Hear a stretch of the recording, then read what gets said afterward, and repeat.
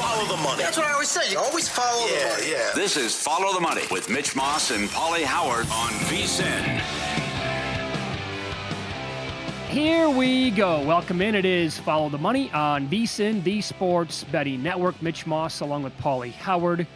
Here on a Friday in Las Vegas from the Circa Resort Casino. Fun 3-hour program lined up today. A lot of college basketball. Greg Hoops Peterson for a half an hour at the bottom of this hour. Dalen Cuff, Turner Sports. Later on in the program, Tom Byrne to talk NBA, which we'll get into multiple times today. NHL small card tonight, but we'll talk about that. We have Rila Fugazi, our best bets for tonight and maybe even beyond that. And Paulie has win some, lose some early today in 15 minutes. So it did it again last night. The angle, Paulie, or as you like to call it, the system. You wanted to change course. I don't know. No, I just 48 games in, whatever it is. I screwed up. I don't know where I got that from. So I screwed up. I don't know. Our producer, Luke, is the talk of the town, talk of the network now. It's all over. Yeah. It's on all over Twitter. It's all over the website. Today he was featured during the weekly meeting that we have here. Talked about it for about a good 5 minutes. And as not everybody, people have been pointing out, is it a bad time to hop in right now? Well, it's 38-10 last 48 plays. Another winner last night, Eastern Washington outright plus 1.5 against Northern Colorado. I like an animated Bill 80 too, who everyone keeps asking, are there any plays? Read my bleeping email, my morning email. I like it when he drops the F-bombs. That's right. Good. That's strong. Yeah, you'll get the angle in there every single morning, and Bill's all over it. So nothing tonight, but remember what last Saturday you had a ton of plays. 2 Saturdays ago, I think there were 8. So I would expect a plethora of plays on Saturday. The bad news about this is the season's coming to an end. I know. And tomorrow is the last big day we have of college basketball. That's right. With a huge schedule, because now conference tournaments start next week. Well, but I will say, to answer your question, it's okay to jump in. And you know, you don't want to be a gloomy Gus, but it went 6-0 over the weekend, and the same talk was, well, can he keep this up? Will he continue to do this? And then it was 3 more winners. So right. It's 9 in a row. And the first time we mentioned it, as Luke pointed out, it started 19-3. So after the 19-3 start, he's still 19-7 and going and gunning for 10 in a row tomorrow. Yeah, and don't forget, the last loser was Holy Cross, and they had like a 16 or a 19-point lead at halftime, and they gagged the game up. So, but again, 79%, incredible thing that he found here.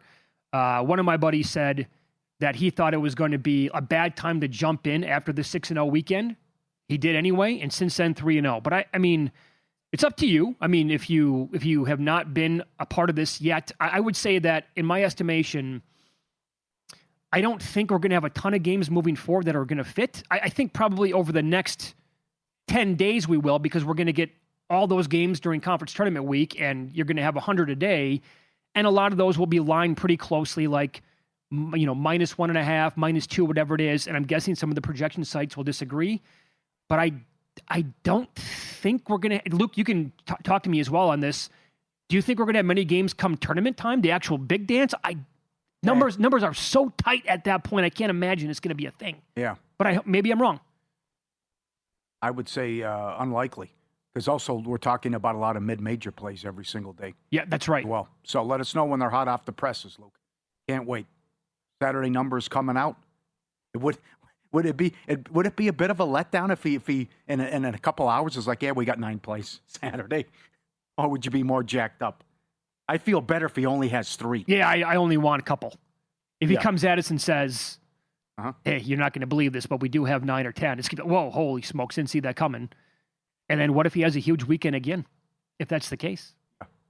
It's great. This is, again... So I like people like, I'm on ESPN Plus watching Eastern Washington. What a world it is. You know, I'm like some of these funky games that he's given out on a regular basis. Oh, the FTM Army on Twitter last night chiming in with some screen grabs of the game. Like they were saying, this is the only game that matters to me tonight. Yeah, that's right.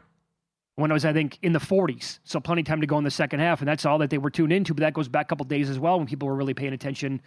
And the best part about all of this, though, with that point, Paul, ESPN Plus, is that we're talking about the real trash here of college basketball, for the most part. We're not talking about like the SEC typically, or the Big 10, Big 12. These are coming from certainly your lower level leagues more often than not, and some of the really like bottom feeder leagues. And that, that's, I think, good for us here on the show, the network, and the audience as well, where you can pay attention to games you otherwise wouldn't. And, 79%, again, it's the best thing going since the first periods in hockey back in 2020, 2021. Yeah. Whatever year that was when it took off, and it was right. I think the Blackhawks were like 78% and the Lightning were 80% there for a stretch. And then we had the big three. Other teams are chiming in as well. But this is, tip of the cap to Luke for finding this, putting it together, and been a hell of a run here so far. Now, there is a game tonight. He's picked up about 2,000 followers on X as well. He deserves it. I know, but imagine if this keeps going, though. That's the other thing. Because, this is getting like 20, 30,000 views based on what the play is going to be, or if there's a video or a write-up attached to it as well. So some people don't require or want the long explanation, but the explanation of what it is and how we came about it is pretty good. But it's probably just, I don't want to hear about the labor pain. Show me the baby. And what is okay? Eastern Washington, good. All right. Charlotte, good. Loyola Marymount, good. On to Saturday. Let's keep it going. Yeah, it's like, I doubt you've ever done this, but my wife is a chef, so I've done it quite a few times.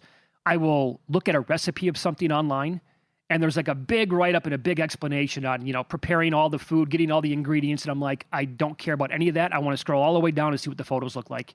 And then I'll maybe look at what's actually in it. So I did take here, by the way, heads up for if you like Illinois in this game tonight and you live in Las Vegas or the state of Nevada, before the show started, Station Casinos, and it may have been up there for a little while earlier today, they're offering Illinois +2 -110. So I took a little bit of that. Wow, really interesting. Yeah. Michigan undefeated in road games. I know that. What do you think? That funky 1.5 again. Is everywhere you look, you see these games now. After we talked about it for 3 weeks, and it seems it's impossible to cover that now. False favorite. Well, okay, so you're right. 9-0 in true road games. 8 of those have been in conference play. Went to Purdue last week, won by 11. But also Purdue, they've lost their 4 stiffest tests at home this year, so I don't know what my takeaway is from that. Boilermakers about a top 10 team when you look at the analytic sites, and the Illini are a top 5 team. Now, I will point this out. Illinois on the year, 13-4 in league play, Paulie, 3 of those losses in overtime. And just reading and listening to a bunch of breakdowns of the game today, Illinois' offense is the best in the country, and what they do specifically with jump shots off the dribble, and then big guys off the pick and roll shooting threes. That is a bad recipe for Michigan.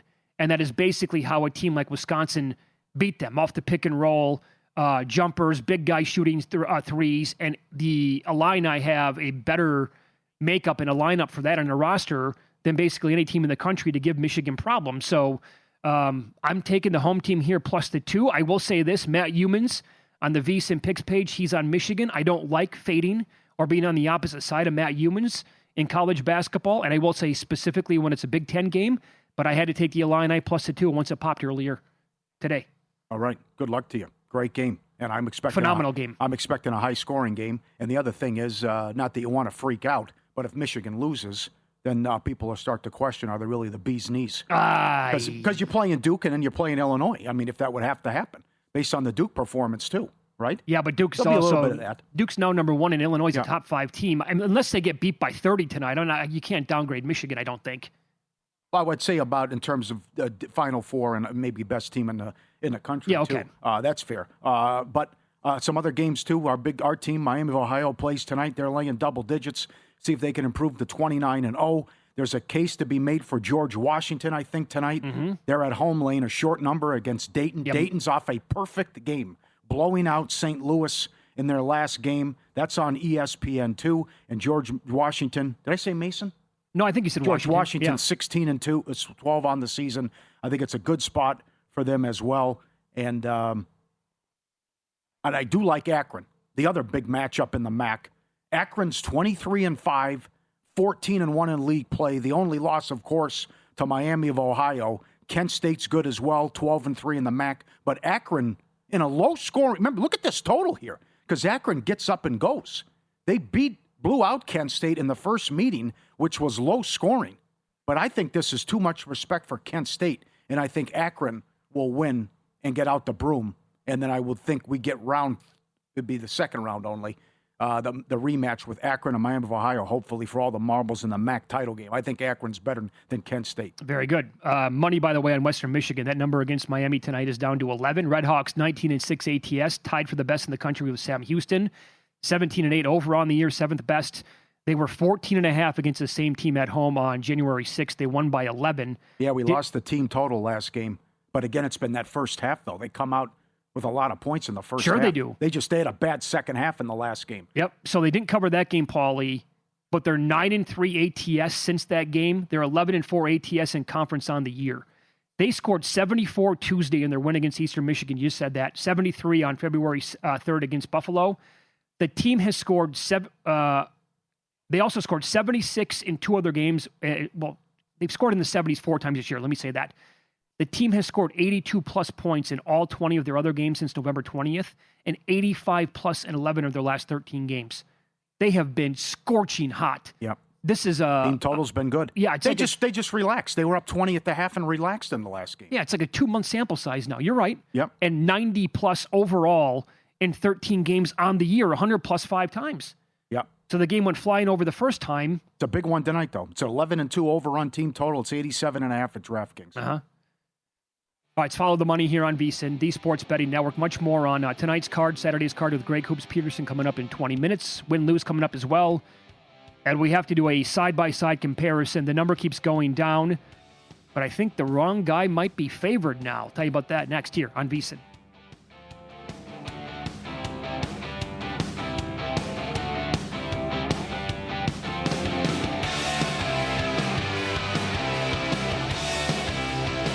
So you're listening to this podcast because you want an edge. But what if I told you you're only halfway there? You've got the mindset. Now it's time to get the toolkit to match. Here's the thing. Pro bettors spend thousands on data and tools, but what they don't want you to know is you can get the same edge for a fraction of the cost with VSiN Pro. With VSiN Pro, you get access to expert picks, public betting data, prop projections, powerful tools, analytics, and more. Tap the link in the description and see why thousands of bettors are already using VSiN Pro to cash more bets.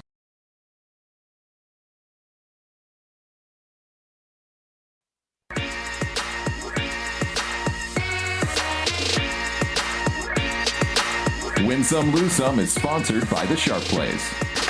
Were you a winner last night? Wow, winning. Or was it a rough one? Well, they can't all be winners, can they? Loser! You're a loser! Paulie Howard recaps the night in sports betting in Win Some, Lose Some. You like to lay the wood in the NBA. Last night was your night.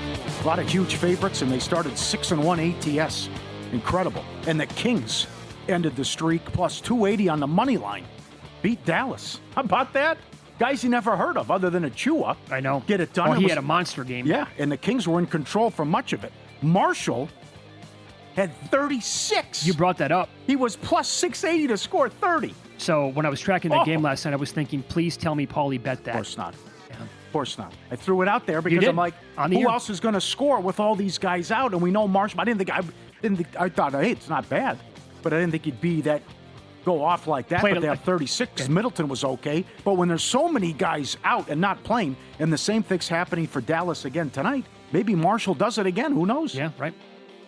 T-Wolves Clippers under 225 down to 221. That is now a 10-1 underrun between those teams. Suns 2-1 on the money line.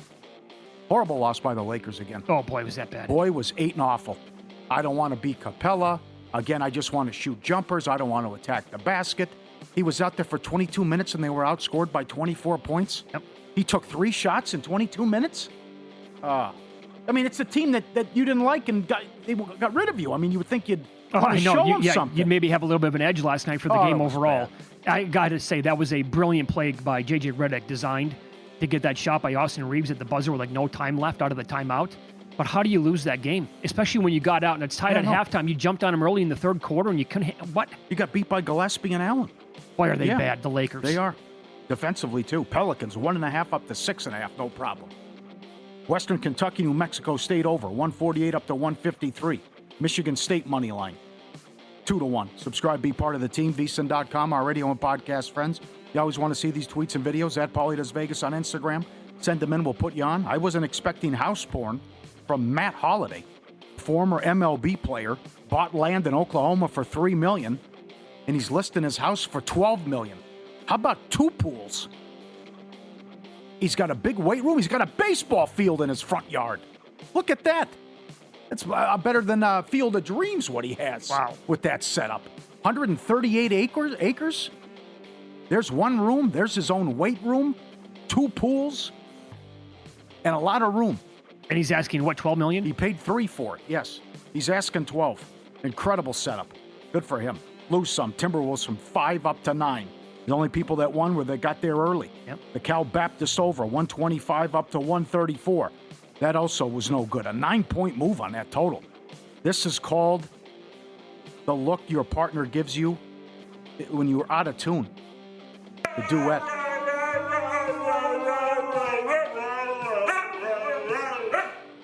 Yeah, right. Huskies singing, and he looks over. Apparently, the guy off to the right is off tune, and he snapped at him. He didn't like that. Imagine that, because we had Iris, the husky, who would like to talk. Imagine there's 3 or 4 of them. No, God, and no. they do that nonstop. They're great dogs. They're beautiful dogs. They're so smart.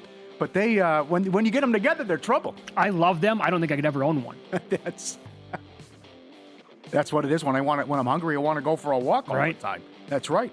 Also a lose some. Well, you're giving it the puppy's giving it the try here on the treadmill, right? Just going with the front paws on the treadmill. It's some sort of exercise, Sure, I think. right. Tongue out, hanging out, having a good time. Gets the heart rate going. Sure.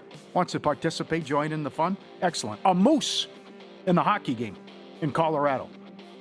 The under in the Minnesota-Colorado game. 4 goals in the last 4 minutes, including 2 empty net goals. That is now a 19-2 overrun for the game for the Minnesota Wild. Does that count? Does what count? Does that count for the over last night? Well, it counts. I mean, that's But absurd. Yeah. 2 empty nets and 4 goals in the last 4 minutes. That is a moose.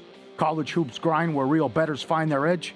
Here comes the madness. Dozens of games at night, constant line movement, opportunities for those who know where to look. Advanced AI, connected sources, the sharp plays highlight sharp action, key numbers, and market shifts before the public catches up. Mr. Poison is back, and he had the Kings the other night as they lost. So fade Mr. Poison and look for his tweets as well. And Jeff and the crew do a great job with the alerts and logs and transparent results. They've been with Follow the Money since day one. SharpPlays.com, trusted by pros, monitored by the books. Own the boards this basketball season. SharpPlays.com. Nice effort by the Kings last night, too. 8-1 Edmonton. Yep. At home. Back-to-back by that team. Yeah. Okay, so look, I know the season still has plenty of games to go in the NBA, but if the season ended right now, would you not think Con Kneppel would win Rookie of the Year? Yeah. We have all the numbers. We're going to run them down for you in a second. So Flag is out again tonight. Correct. This has got to be more of what we saw with Peterson and DeBancha for number 1 pick. I would think the wrong guy's favored now. So do I. Because Kneppel set the record, and it was sensational in another Charlotte win. And Flag has been awesome this year, but they keep sitting him, and they're like, we don't care about the award. We just want to keep losing games. Right. And the best recipe for this team moving forward would be to sit him as many games as possible and get the best pick in a loaded draft, clearly. And I think maybe Cooper, thinking he's a team player, understands that. And he's like, okay, the rookie there doesn't mean much to me at all. I'll gladly be okay. This is me speculating. I'm gladly okay with it, or I'm okay if Con Kneppel, my former teammate at Duke, is the award winner. But there has to be something for like 10 more games played than the other guy. That's where we're at right now. And if it plays out like that, and let's say Kneppel has, maybe that number grows to 15 games more, doesn't that matter overall? And when you look at the overall numbers, now points per game, Flag's 20.4, Kneppel is 19.4. Rebounds per game, 6.6 to 5.4, assists 4.1 to 3.5. He also has him in steals by half a steal per game. And neither guy really great at blocking shots, but he leads a little bit there. But you break it down a little bit deeper than that. Con Kneppel, field goal percentage, 49.1%. Better than Flag. 3-point percentage, not close, 44%. Free throw percentage, almost at 90%. Flag's at 80%. Effective field goal percentage, Flag's 515. Kneppel is 321. Box score plus minus, not even close. Kneppel 3.2, Flag 1.3. And Kneppel is also 2.5 with the VORP. That's an advanced metric there. And Flag is 1.4. There's also this. Kneppel on the year, when you go with the overall numbers, he's shooting like almost 50% from the floor, like we said, 44+% from deep, and almost 90% from three. The only player to ever accomplish that in the history of the NBA is Steph Curry's unanimous MVP year in 2015-2016. That's it. Well, DraftKings is one book that's moved them to the favorite. Oh, they did? They moved them to the favorite. That must have just happened. Yep. So it has all the makings now. And boy, this has changed in the last couple of weeks. This has really flipped. And they get Portland, by the way. It's an early game tomorrow. It's going to be a bad schedule spot for Portland, and Charlotte has been good in these day games. They play a 1 o'clock Eastern time, 10 o'clock Pacific at home tomorrow against Portland. If there's no Avdia or Sharp in that game, I'm guessing Charlotte's probably going to blow them out. The Pacers were really game last night for the first quarter, and after that, it was all Charlotte. Absolutely killed them. Mm-hmm. And scored 130-plus points in that game again last night. And SGA is back tonight, and now he's up to minus 250 for MVP. That flipped as soon as the news broke yesterday at the very end of our show. He went from $1.25 to $2.50. Now, he can't get hurt again. That's right. He's up against it. What do you make of that number, by the way, laying that many points against Denver? Murray's got the flu, so Joker has not played well and battling the injury. Plus, Watson's out, and if they don't have Murray, even though they're still going to be without people, but you get SGA back, I think that's correct, especially if Murray is compromised or playing sick. Also, the Pistons are jacked up and ready to go for this game, according to reports, laying 5.5 against the Cavs. They are 3-1 to have the most wins on the year. And Harden, check the status of Harden, because number one, it impacts the game. Number two, it impacts props, because I love Allen's PR points and rebounds over if Harden goes, because he's been feeding him, and Allen's been great since the trade. But with Mitchell out, and if Harden doesn't go, then I would just think that Detroit has their way with the Cavs in this one. And it's a Malinsky special for the Celtics. I like the Nets. Catching 17.5. It's the Celtics' first home game since February 11th. The Celtics are incredible defensively. Yep. Off of a loss. 14-5, the opposing team total to the under. Sorry, that's a lot of points, though. No, it's a ton of points, I know. Absolutely. Yep, and our guy Porter back at it tonight. The Red Hot Bucks. What a story. And I know Zach Cohen has a nice write-up on the website, and he has Porter, I think it's points, rebounds, and assists over tonight. Yeah, you can still find 30.5 on that. Yes, that's what it is. I forgot. Yep. Okay. By the way, if I told you right now that Harden's absolutely not going to play, would you not hammer the Pistons minus 5.5? Mm-hmm. Even if he does play, I kind of like him. But if he doesn't go, what's the guard play look like against that defense? Yeah, Schroeder will play, but he's more of a shoot-first kind of guy, though. Hardcore college basketball, Greg Peterson coming up next. We'll tell you which game Greg made 6.5 points higher than what's currently available in the betting market, and get into all these marquee games on Follow the Money.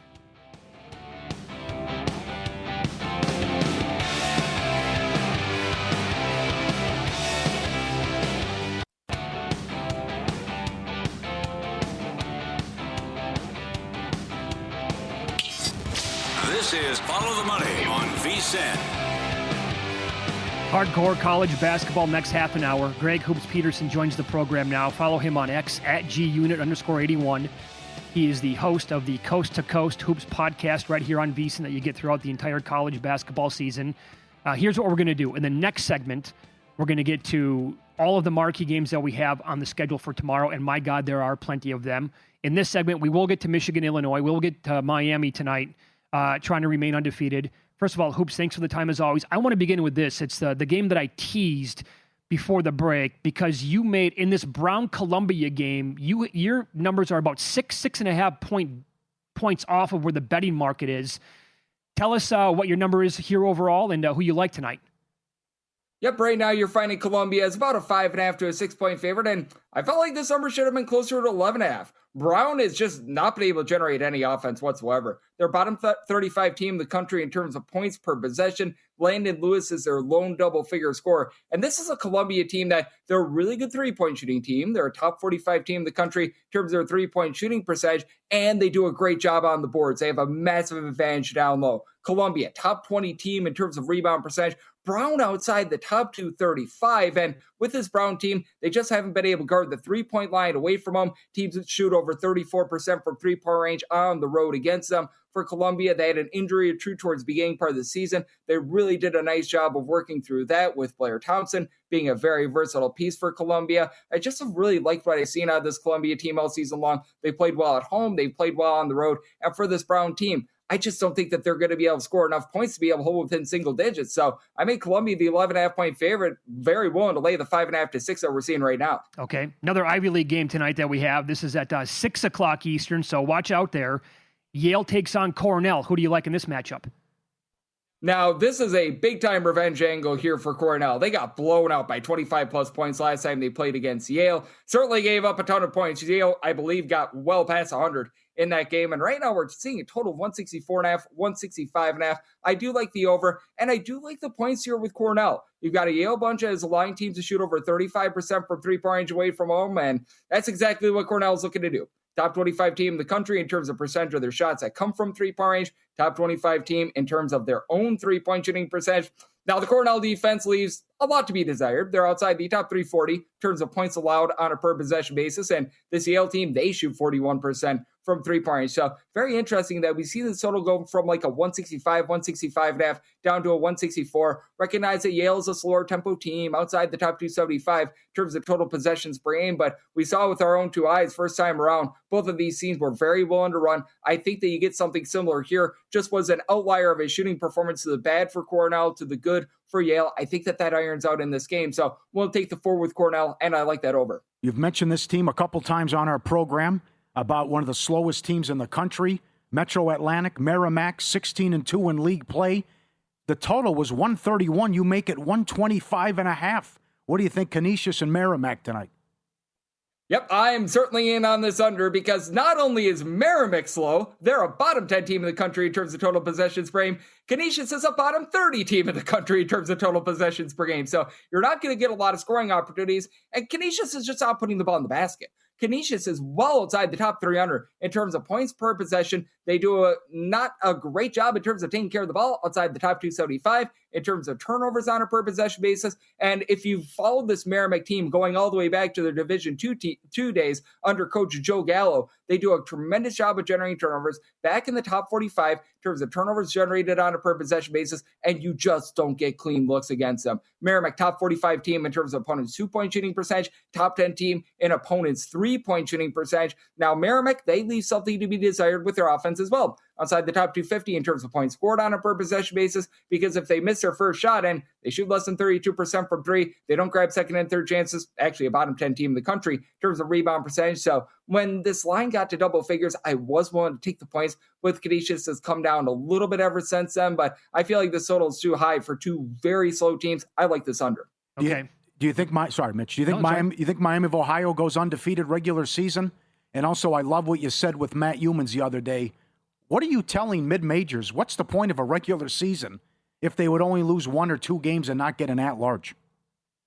Absolutely. I think that the committee would be completely lambasted if they leave Miami of Ohio out of the NCAA tournament, because I do believe that they're going to go undefeated. A lot of people have started that game against the Ohio Bobcats. That's an interstate rivalry. It's an Ohio team that in the past we've seen them pull off some nice triumphs. Go back a few years ago, they knocked out Virginia in the NCAA tournament. Heck, I still remember many years ago, back in the day when they very nearly made the Elite Eight against North Carolina.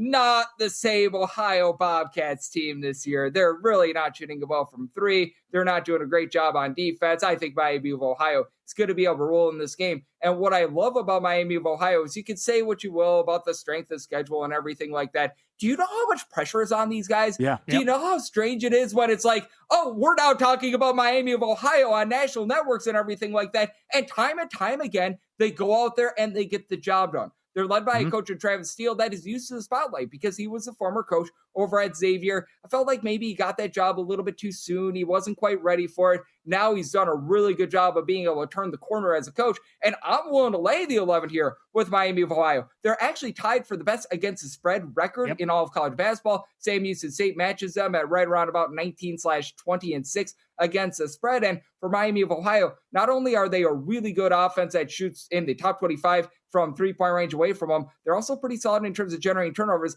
And even though they don't grab a lot of second and third chances for themselves on the offensive glass, they do a nice job in terms of not allowing second and third chances for their opponents. So I think that Miami of Ohio keeps it going. I think they get that undefeated regular season, and I'm willing to lay it tonight. All right. Akron only lost one league game. That was Miami of Ohio. They're at Kent State. I think we agree on this. They beat them by 17 in the first meeting. They're laying 3.5 at Kent State. You make it 6.5. What do you think of the Zips?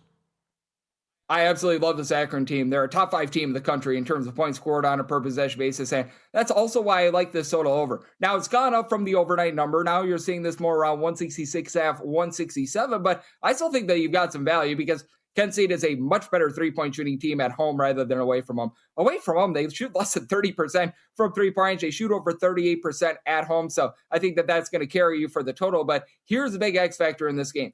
Kent State is not taking care of the ball. They are outside the top 300 in terms of turnovers on a per possession basis. And I go back to when they made the NCAA tournament 3 years ago. They were a team that would always win the turnover battle. They're now losing it this season. And Akron has been a sneaky okay team in the top 100 in terms of turnovers generated on a per possession basis on defense. The least something to be desired with their three-point shooting defense. But I mentioned how good Kent State is with their three-point shooting offense at home. They're also really bad with their three-point shooting defense at home. Teams are shooting over 37% from three-point range at home against them, with Tavari Johnson giving you 20-plus points per game. Akron just littered with guys who are able to bomb it from three-point range. I think an high-scoring expose, Akron gets it done. Felt like they should have been a 6 to 6.5-point favorite, so willing to lay with Akron, and I'm on that over as well. Very good. Greg Peterson, our guest. He's on the Progressive Guestline, host of the Coast to Coast Hoops podcast here on VSiN.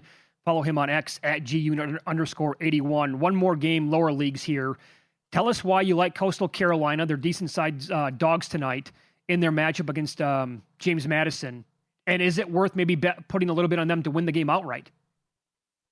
With this Coastal Carolina team, I think that they hold in there. Personally, I wasn't willing to take a shot on the money line, but with this being a 6-point spread, I felt like this line should have been 2. You have a little bit of trepidation with this being a true road game for Coastal Carolina, but neither team generates turnovers. Both of these teams are in the bottom 25 in the country in terms of turnovers generated on a per possession basis, so very similar there. But if you dive in a little bit deeper, you'll find that Coastal Carolina is a far better interior defense. They're a top 15 team in terms of opponents' 2-point shooting percentage. James Madison overall 216th in the country in terms of points allowed on a per possession basis, while Coastal Carolina is 88th. Now, Coastal Carolina not generating for themselves a lot of second and third chances on the offensive glass. That's a big reason why I just can't take this outright on the money line. But for James Madison, they're very reliant upon their three-point shooting. Coastal Carolina has been a top 125 team in terms of opponents' three-point shooting percentage as well. So I think that you're going to get a lot of clean possessions in this game. We're seeing that total overnight more around 140. I do like the over. And for Coastal Carolina in a game where both teams are very similar in the way that they don't generate turnovers, they being the better team in terms of taking care of the ball, took the points with the shade of clears. I love it. By the way, a lot of games here from Greg, obviously. If you missed any of this, just tuning in right now, the full write-up is available today and every day throughout the college basketball season, Paulie, at vsin.com. And I know we have the Hoops Mania special going on as well. Get it through May 1st, just $29.99. Best stretch of the year, right around the corner. Conference tournament start next week. Every best bet, every host, every guest, real-time DK and Circa betting splits, AI-powered prop tools, March Mania betting guide, team profiles from every team, key trends for each round, bracket picks, strategies, and best bets. If you're betting the tournament, this is a must. $29.99 through May 1st. vsin.com/subscribe. Get it now. Here's an example of another game that you can get on the website with his breakdowns. Marshall is one of the best teams in league play to the over. 12-4-1 so far on the year, going over by more than 6 points per game. Greg, it's a super high total, as Marshall games always are. Greg writes about the total and tells you that a play that he likes on that game tonight. Go and read it today on the website, vsin.com. We will get to his thoughts on Michigan, Illinois, a doozy of a game coming up tonight. Also, the other marquee games this weekend, Kansas, Arizona, Virginia, Duke, the Zags at St. Mary's, and many more. Coming up on Follow the Money, it's VSiN, the Sports Betting Network.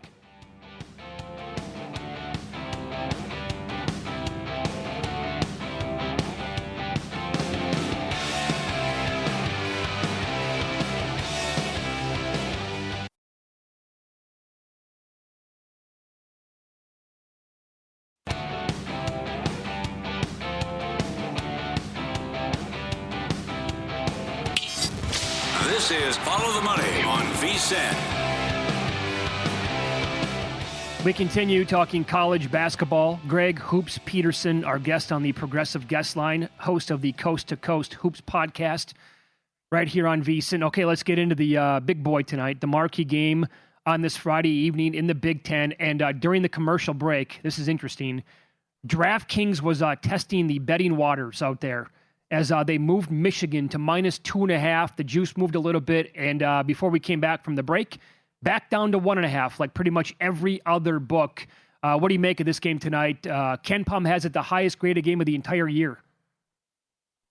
I think that this is going to be a tremendous game, no doubt. I don't know if it's quite going to be Michigan versus Duke last week or Arizona versus Houston, but I am certainly a whale of a game, and I do like Michigan. They had a little bit of a lackluster performance against Minnesota, and obviously they take that loss against Duke last week, but I made this line 3, so I'm willing to lay the 1.5 with Michigan, mainly because with Illinois, the one issue that I have with this team, they don't generate turnovers. There are 365 Division I teams, and they're 365th in terms of turnovers generated on a per possession basis, and that's a one way that I find that you can really bother this Michigan team. When you get in their grill, when you generate some turnovers, that's really been the lone issue that I've seen with Dusty May's team ever since he's gotten to Michigan. When they get a little bit sloppy with the ball, that takes them a bit out of sorts. Illinois really doesn't do so. And if you're going to have a battle of low post players with guys like David Morosic and company for Illinois going up against the Axel Lendeborg, Ade Mera, I just feel like the Michigan big men are a little bit better than that of Illinois. Now, Illinois, obviously a very efficient team because even though they don't generate turnovers, they take great care of the ball themselves. They don't put you on the free throw line. But in the end, I do think that Michigan has a little bit more down low. And the Michigan three-point shooting, as the season has went along, it's been getting progressively better and better with the ancillary guys like Nobari Burnett stepping up. So I made Michigan a 3-point favorite here. I'm willing to lay it in. That total of 159, I like to the under. This opened up more around 157, 157.5. I wanted to see how this moved in the AM, moved up. So I took a shot on the under mainly because Illinois is a team that has been much slower tempo this year than in the past. Some great games on Saturday. How about Arizona 8.5 against Kansas? Yep, and this is obviously a revenge spot from what we saw a few weeks ago where the big Monday streak, it kept up for Kansas, which is just absolutely insane in and of itself. And I certainly do think that Arizona is going to be able to get revenge here. I set my number at 8. 8.5 does become my buy point on Kansas. I've yet to bet this personally myself, but what I'm really looking at is that total. This is a total right now of a 146.5, 147 that I was seeing. I felt like this total should have been closer to 152, 152.5. Keep in mind, the first time these two teams played, both teams got past 80 points in this game, and that was without Darren Peterson out there on the floor. Peterson has played 30-plus minutes in each of the last two games, and he's a guy that typically helps out the Kansas offense. The defense, it does take a little bit of a step back, and it's an Arizona team that plays very up-tempo, top 45 team in terms of total possessions per game. Now, it does need to be recognized that Kansas has been rock solid on defense. They're a team that has been playing a little bit more mid-tempo this season, but they're also a team that's not going to put you under duress. They're outside the top 330 in terms of turnovers generated on a per-possession basis, lots of clean possessions, and if you think that this is going to be a relatively close game, you get those late fouls as well. So on the 8.5, I'm right now looking at Kansas, going to see where that moves here in the next few hours, but I really like that total over. Okay. How about in the ACC early game? Well, noon Eastern, 9 o'clock out here on the West Coast tomorrow. Duke's laying 9.5. That total also 137.5. Virginia has played in a ton of high-scoring games this year, and Duke, I know it was Notre Dame, they scored 100 against them, and that game went flying over the total this week.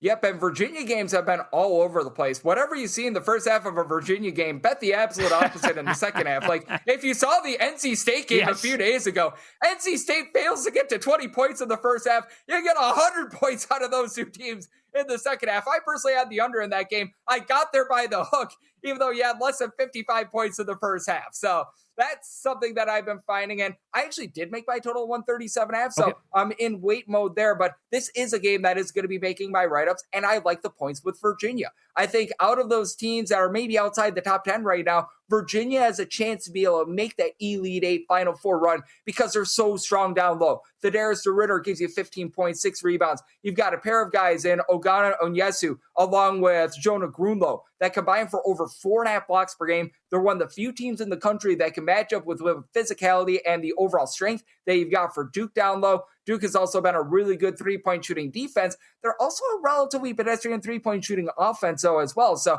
I think that Virginia's going to be able to hold in there. Right now, seeing 9.5. I even saw a few 10.5s out there. I'm going to be taking the points with Virginia. Will Patino get St. John's to respond after the humiliating loss to UConn? They're 5.5 against Villanova.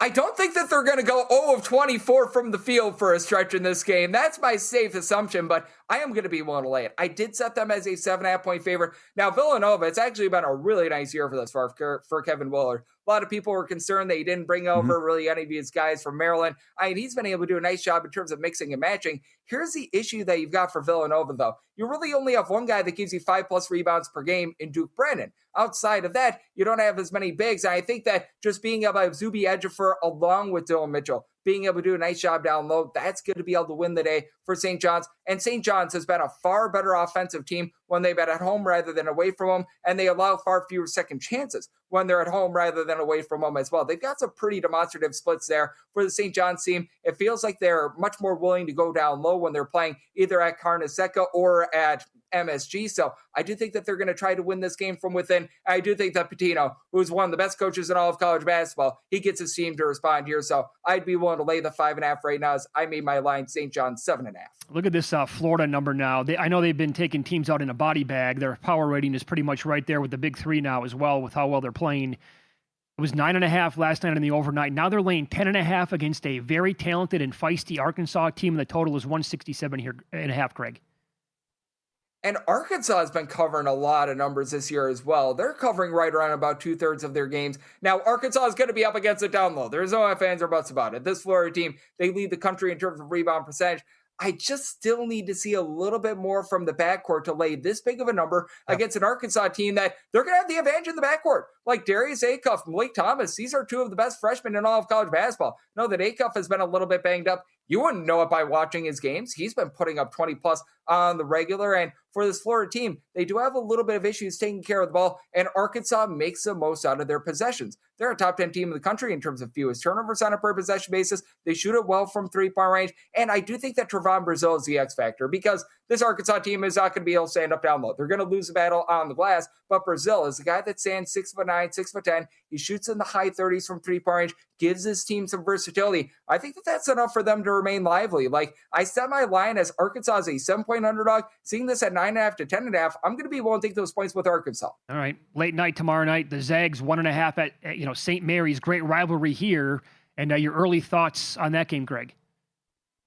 Yep, I'm going to be waiting to see how this moves overnight, but I would be willing to lay Gonzaga at -1.5. I set my number at 2.5 for Gonzaga. They know how big this game is because they lost that game to Portland. And I think that that's one of the worst things that could have happened if you're Santa Clara or St. Mary's, because now Gonzaga has no wiggle room whatsoever to lose any more games. I think that they're going to be very angry for this game. Now, for Gonzaga, they really need to find who's going to be that number 2 guy for Graham Ike. Ever since he's come back from injury, he's had to do it all because Braden Huff has been dealing with an injury. Who knows when he's going to be back? I think that they're going to try to get him back for the WCC tournament, but that's a big giant wait and see, and that's a big question mark. Is that going to be Tyon Grant Foster? Is that going to be Mario Saint-Sapri? That's a big giant question mark for Gonzaga, but with Gonzaga, this is sort of the reverse of what we've seen from them in the past. They're not a great three-point shooting team, but they've been really good down low. They're generating quite a few turnovers, and they do a nice job on the glass as well. So I did set Gonzaga as 2.5-point favorite. I'm willing to lay that initial 1.5. Greg, do you think Texas Tech without Toppin can hang at Iowa State? That number also has moved. The Cyclones were 8.5. Now they're 9.5 tomorrow. I did set my number at 8.5. I agreed with the opener. Now that we're getting to 9+, I do think that they can hang in there because for Iowa State, it's a better team on the glass than they've been in the past, but they're not some sort of a supreme team. And I've actually liked what I've seen out of Texas Tech in the first 2 games without them. They've been able to shoot it really well from 3. Now, very soft landing spot in that first game against Kansas State. That certainly helps out quite a bit. But for Texas Tech, they've got Luke Bumboy. Hopefully I got that name correct. He's been able to do a nice job down low. He was a pretty highly touted guy that was sort of lost in the shadow of JT Toppin. He's not a great offensive player, but he's a pretty solid defensive player. I think that that's going to do just enough for them to hold in there against Iowa State. So now that we're going to 9+, that is my buy point on Texas Tech. Greg, you're the man. Nobody's better at knowledgeable college basketball insight than you. Thanks so much for the time. Best of luck tonight and this weekend. We appreciate it. Absolutely. Always great to be on with you, gentlemen. Thank you. Make sure you follow Greg on X. He's at gunit_81, and he is the host of the Coast to Coast Hoops podcast right here on VSiN. And his write-ups every single day on the website throughout the college basketball season are short, succinct, to the point. He gives you the nuggets that you need to know, and he has got a ton of games pretty much every single day of the year. I bid on Arkansas 50-1. There you go. Good job. Circa's down to 30-1 on them. All right.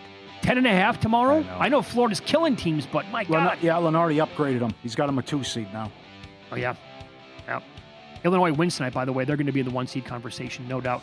NBA card coming up. The Spurs became the first team in NBA history to accomplish this over a full month. Details next.